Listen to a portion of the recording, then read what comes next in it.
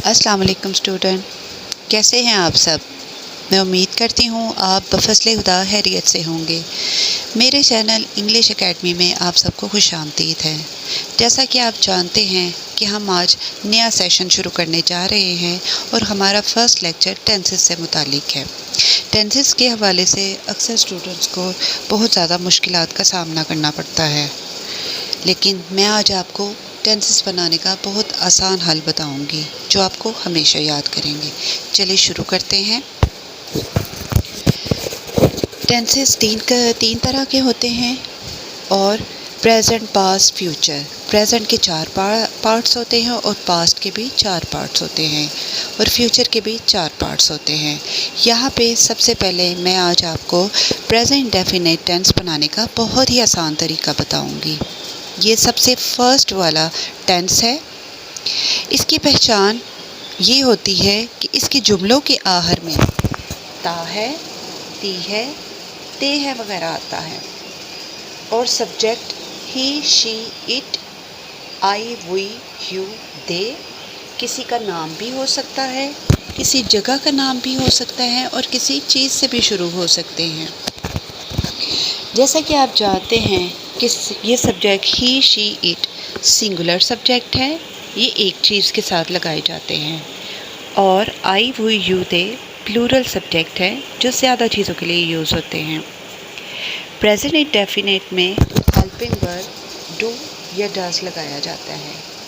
Students, आपके लिए copy work मैंने पहले से ही तैयार कर रखा था ताकि आपको समझाने में कोई परेशानी का सामना न करना पड़े। हेल्पिंग वर्ब इसमें डू डज लगाए जाते हैं। हेल्पिंग वर्ब बोला जाते हैं जैसे is, are, am, was, were, has, have, had, will, shall, has been, have been. इन सब को वर्ब बोला जाता है, हेल्पिंग वर्ब। और प्रेजेंट इंडेफिनिट में वर्ब की फर्स्ट फॉर्म के साथ एस या ईएस का इजाफा किया जाता है। ऑब्जेक्ट कहते हैं जिस पर काम किया जाए और उसको सबसे आखिर में लिखा जाता है। प्रेजेंट इंडेफिनिट की आइडेंटिटी तो मैंने आपको बताई है कि जुमले के आखिर में ता है, ती है, ते हैं वगैरह आता है और सिंगुलर सब्जेक्ट है ही, शी, इट और प्लूरल सब्जेक्ट है I, we, you, they. Helping verb इसमें डज और डू का इस्तेमाल होता है। ही, शी, इट के साथ डज का इस्तेमाल किया जाता है और आई, वो, यू, दे के साथ डू का इस्तेमाल किया जाता है और आखिर में ऑब्जेक्ट लगाया जाता है। वर्ब की फर्स्ट फॉर्म के बाद आखिर में ऑब्जेक्ट लगाने से जुमला मुकम्मल हो जाता है। हम आगे चलते हैं। इसका फॉर्मूला बनाने का तरीका स्टूडेंट्स ये है, subject plus do does, helping verb है ये और उसके बाद वर्ब की फर्स्ट फॉर्म लगाई जाती है और सबसे आखिर में ऑब्जेक्ट लगाया जाता है।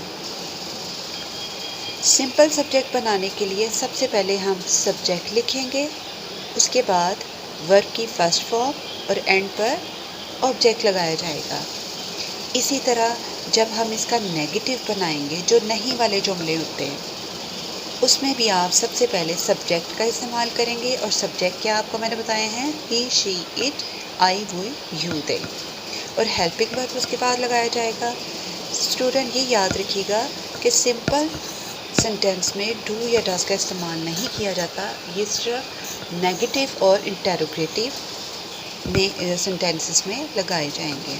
इसके साथ वर्ब की फर्स्ट फॉर्म और प्लस ऑब्जेक्ट लगाया जाएगा और डू डज के साथ नॉट का इजाफा किया जाएगा।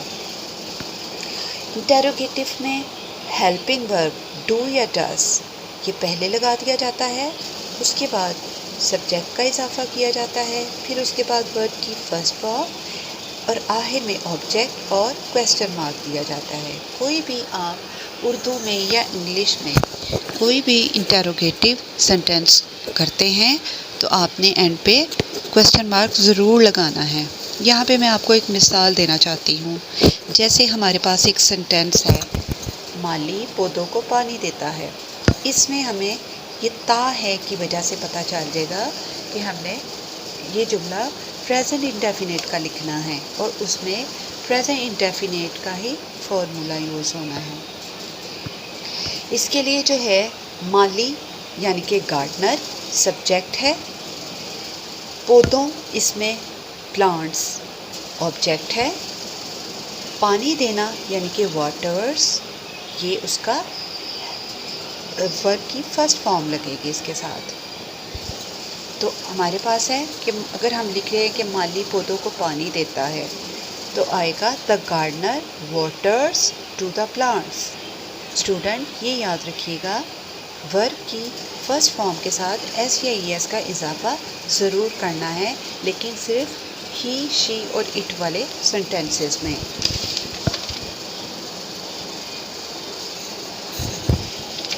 फिर मैं आपको थोड़ा सा दोबारा इस चीज़ के बारे में बता देती हूँ, क्योंकि ये फर्स्ट सेंटेंस है। जब आप इसको करना सीख जाएंगे तो आपके लिए बाकी भी सेंटेंस बनाने मुश्किल नहीं होंगे। प्रेजेंट इंडेफिनिट को उर्दू में फ़ेल हाल मतलब बोला जाता है और इसकी तारीफ़ ये है कि जिसमें किसी काम का करना या होना मौजूदा ज़माने में पाया जाए, क्योंकि इसमें प्रेजेंट का जिक्र हो। प्रेजेंट का मतलब जो हाल में हो रहा है। उर्दू में इसकी पहचान है ता है, ती है, ते है। इसका फर्स्ट सेंटेंस इस तरह से सिंपल सेंटेंस इस तरह बनेगा जैसे मैं मेहनत करता हूँ। इसमें ता हूँ की वजह से आपको पता चल जाएगा कि ये प्रेजेंट इंडेफिनिट है। जैसे मैं मेहनत करता हूँ, आई वर्क हार्ड। वो स्कूल जाता है, इस ता है की वजह से आपको पता चलेगा कि ये प्रेजेंट इंडेफिनिट का सेंटेंस है। He goes to school. Students आपने देखा कि इसमें वर्ब की फर्स्ट फॉर्म के साथ ई एस का इजाफा किया गया है, क्योंकि ये सिंगुलर सब्जेक्ट के साथ आया है। इसमें स्कूल ऑब्जेक्ट है। इसमें जो काम करने वाला है वो सब्जेक्ट है यानी कि ही, आई, और जिस पर काम कर रहा हो वो मफूल है यानी कि ऑब्जेक्ट, यानी कि स्कूल पे काम हो रहा है। और वे फेल की पहली फॉर्म के साथ एस या ई एस का इजाफा किया जाता है। और हेल्पिंग वर्ब इसमें डू या डस का इस्तेमाल किया जाता है। स्टूडेंट मैं आपको बार बार इसी वजह से बता रही हूँ ताकि आपको इसको करने में कोई मसला ना हो और बार बार आपको सहन नशीन रहे। आगे चलते हैं। सेंटेंस बनाने का तरीकाकार क्या है वो मैं आपको बताती हूँ। इसमें सब्जेक्ट यूज़ होते हैं ही, शी, इट। ये सिंगुलर सब्जेक्ट हैं, इसके साथ एस या ई एस का इजाफा किया जाता है। और सब्जेक्ट है प्लूरल के सब्जेक्ट हैं आई, वी, यू, दे। इसके साथ एस या ई एस का इजाफा नहीं किया जाता। जैसे आई प्लूरल सब्जेक्ट है, जैसा कि आप देख रहे हैं कि आई प्लूरल सब्जेक्ट है और इसकी वर्ब की फर्स्ट फॉर्म के साथ हमने एस या ई एस का इजाफा नहीं किया गया। और ये है सिंपल सेंटेंस, इसमें ना नोट का इजाफा है, ना हेल्पिंग वर्ब का इजाफा है और ना ही ये इंटेरोगेटिव है। इसके साथ आपने एस या ई एस का इजाफा नहीं करना है। नेक्स्ट सेंटेंस मैं आपको बताती हूँ। जैसा कि आपके पास मिसाल है 4 boys play in the ground, यानी कि 4 लड़के मैदान में खेलते हैं।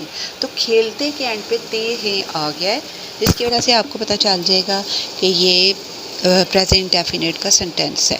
ठीक है। इसमें 4 बॉयज़ जो हैं, मैंने आपको बताया था अभी शुरू में कि ही, शी, इट, आई, वो, यू, दे के अलावा किसी भी किस्म का नाउन शुरू में लगे तो वो आपका सब्जेक्ट कहलाएगा। जैसे इसमें 4 बॉयज़ से स्टार्ट हो रहा है सेंटेंस, तो 4 बॉयज़ जो है वो सब्जेक्ट है। प्ले इसकी वर्ब की फर्स्ट फॉर्म है। अब देखिए कि जो 4 बॉयज़ है ये यहाँ पे ज़्यादा लड़कों की तादाद बताई जा रही है, यानी कि ये सब्जेक्ट जो है ये प्लूरल का सब्जेक्ट है। इस वजह से इसके साथ एस या ई एस का इजाफा नहीं करेंगे। और ग्राउंड क्या है यहाँ पे? ग्राउंड यहाँ पे ऑब्जेक्ट है। प्ले इसमें वर्ब की फर्स्ट फॉर्म है और 4 बॉयज़ जो हैं इसमें सब्जेक्ट है। इसी तरह सिंगुलर सेंटेंसेस हम जब बनाते हैं, इसमें आप देखते हैं कि सिंगुलर जो है वो ही के साथ शुरू होता है। वो अच्छी किताबें पढ़ता है, ता है की वजह से स्टूडेंट आपको पता चलेगा कि ये प्रेजेंट इंडेफिनिट का सेंटेंस है। जैसा कि he reads good books, books इसमें ऑब्जेक्ट है, रीड इसमें वर्ब की फर्स्ट फॉर्म है और ही जो है इसमें सब्जेक्ट है। अब सिंगुलर सब्जेक्ट में मैंने आपको बताया था कि सिंगुलर सब्जेक्ट के साथ वर्ब की फर्स्ट फॉर्म के साथ एस या ई एस का इजाफा करते हैं, इसीलिए हमने यहाँ पे रीड के साथ एस लगाया। नेक्स्ट है वो बातें करती है, शी टॉक्स। टॉक्स इसमें वर्ब की फर्स्ट फॉर्म है और शी जो है वो सब्जेक्ट है, सिंगुलर सब्जेक्ट है और टॉक के साथ हमने एस का इजाफा किया। अब है बारिश होती है। तो स्टूडेंट एक और बात मैं आपको समझा दूं कि नेचर का या नेचुरल चीज़ का जहाँ कहीं भी जिक्र आएगा वो सेंटेंस आपका हमेशा इट से शुरू होगा, ठीक है। It rains. अब रेन जो है वो भी एक कुदरती अमल है जो अल्लाह ताला की तरफ से है। जो चीज़ अल्लाह ताला की तरफ से होती है उसके सेंटेंस का आगाज़ इट के साथ किया जाता है। ये आप हमेशा बात याद रखिएगा, बल्कि अपनी कॉपी में नोट भी कर लीजिएगा। रेन है, इट रेन, तो रेन के वर्ब की फर्स्ट फॉर्म है, लिहाजा ये इट सिंगुलर सब्जेक्ट है जिसके साथ हमने एस का इजाफा किया। नेक्स्ट पे चलते हैं। ये तो आपको मैंने बताया सिंपल सेंटेंस बनाने का तरीका, यानी कि हम पहले लिखेंगे सब्जेक्ट, वर्ब की फर्स्ट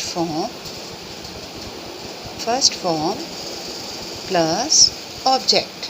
ये सिंपल सेंटेंस बनाने का तरीका है। नेक्स्ट मैं अब आपको बताती हूँ प्रेजेंट इंडेफिनिट के नेगेटिव सेंटेंसेस बनाने का क्या तरीकाकार है।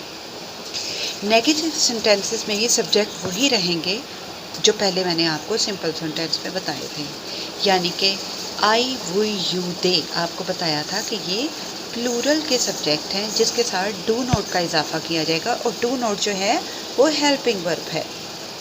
He, she, it singular subject है जिसके साथ डज नॉट हेल्पिंग वर्ब का इजाफा किया जाएगा। नेगेटिव फार्मूला बनाने का तरीका क्या है? जब आपने नेगेटिव सेंटेंसेस बनाने हैं तो उसका बनाने का तरीका क्या है? वो ये है कि सब्जेक्ट के साथ डू नॉट या डज नॉट का इजाफा होगा और वर्ब की फर्स्ट फॉर्म के साथ एस या ई एस का इजाफा होगा और इसके बाद ऑब्जेक्ट का इजाफा किया जाएगा। जैसा कि अगर ये आप स्टूडेंट ये फार्मूले याद रखेंगे तो एक फार्मूले याद रखना आपके लिए बहुत ज़्यादा ज़रूरी है और दूसरा आपकी वोकैबुलरी अच्छी होना बहुत ज़रूरी है। फिर आपको कभी भी किसी भी टेंस में कभी भी कोई प्रॉब्लम नहीं हो सकती।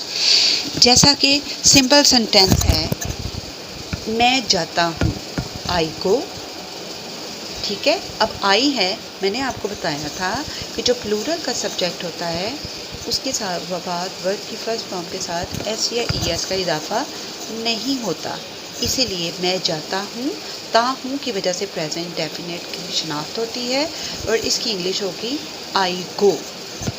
अगर इसी को हम नेगेटिव में बना दें तो ये बन जाएगा मैं नहीं जाता हूँ। तो आ जाएगा आई के साथ मैंने आपको बताया था डू नॉट का इजाफा होगा, I do not go.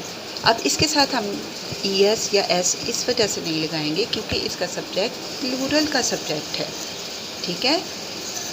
Next है सिंगुलर सब्जेक्ट से शुरू हो रहा है, वो खाना पकाती है, शी कुक्स फूड। अब आपने देखा यहाँ पे कुक के साथ एस का इजाफा हमने किया है क्योंकि ये सिंगुलर सब्जेक्ट था और फूड इसका ऑब्जेक्ट है। अगर हम स्टूडेंट्स इसी को अगर हम नेगेटिव में कर देते हैं तो हम इसको इस तरह से लिखेंगे, she does not cook food, she does not cook food. अब आप यहाँ पे देख रहे होंगे कि वर्ब की फर्स्ट फॉर्म के साथ एस या ई एस का इजाफा इसलिए हमने नहीं किया क्योंकि वो एस या ई एस इस डज में आ गया।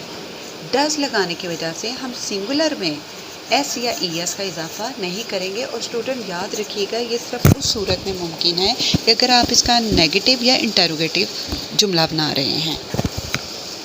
नेक्स्ट आपको बताती हूँ इंटरोगेटिव सेंटेंस। इंटरोगेटिव सेंटेंस जो होता है स्टूडेंट्स आपको अच्छी तरह पता होगा कि ये सेंटेंस हमेशा क्या से शुरू किए जाते हैं। क्या से शुरू किए जाते हैं? ये डब्ल्यू वाले फिक्रात से शुरू किए जाते हैं। अभी हम यहाँ पे आपको क्या से शुरू होने वाले जुमलों के बारे में बताएंगे। उसके लिए सबसे पहले इंटरोगेटिव में आप हेल्पिंग वर्ब लगाएंगे, यानी कि डू डज का पहले लिखेंगे। ये क्या के मानों में आ जाएगा। इसके बाद जब हम डू और डज को पहले ले आएंगे स्टूडेंट, तो इंटरोगेटिव में आपने डू और डज सब्जेक्ट के बाद नहीं लगाना, क्योंकि वो हम सब्जेक्ट से पहले ले आए हैं। ये इसी का तरीक़ाकार है।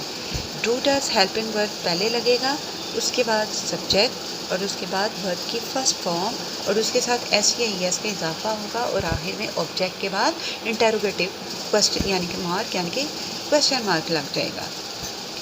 ये जुमले स्टूडेंट क्या से शुरू होते हैं, जैसा कि यहाँ पे है क्या तुम स्कूल जाते हो। तो ये आप यहाँ पे देख रहे हैं कि यहाँ पे यू आ गया है। तो यू आपको मैंने बताया था कि प्लूरल का सब्जेक्ट है, प्लूरल का सब्जेक्ट है, इसलिए इसके साथ डू लगेगा। ये हम लिखेंगे, हम अपने फॉर्मूले के मुताबिक इस सेंटेंस को बनाते हैं। यानी कि मैंने आपको इधर शुरू में बताया था कि हेल्पिंग वर्ब सबसे पहले लगाया जाएगा। Do you go to school, go इसमें वर्ब की फर्स्ट फॉर्म है और स्कूल इसका ऑब्जेक्ट है। Do you go to school, क्या तुम स्कूल जाते हो, और इसके एंड पे इंटरोगेटिव मार्क। नेक्स्ट जुमला है हमारे पास इसका, क्या वो रात को सोती है। इस ती है की वजह से मैं पता चल गया है स्टूडेंट के ये प्रेजेंट डेफिनेट का इंटरोगेटिव सेंटेंस है।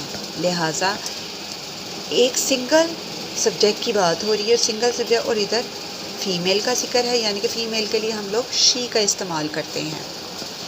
शी के साथ मैंने आपको बताया था कि डज लगता है। Does she sleep at night, क्या वो रात को सोती है। नाइट इसमें ऑब्जेक्ट है, स्लीप इसमें वर्ब की फर्स्ट फॉर्म है। अब इस डज की वजह से हम वर्ब की फर्स्ट फॉर्म के साथ एस या ई एस का इजाफा नहीं करेंगे और इसके बाद आने पे आप लिखेंगे क्वेश्चन मार्क। ठीक है, उम्मीद करती हूँ कि आपको ये सेंटेंस की समझ आ रही होगी। इसके बाद लास्ट में इसका एक पार्ट ये है कि जो सवालिया अल्फाज अगर फ़िक्रात में इस्तेमाल होते हैं, यानी कि डब्ल्यू से शुरू होने वाले जुमले, तो वो डब्ल्यू से शुरू होने वाले कौन से जुमले हैं। Who, what, where, when, which, whose वगैरह।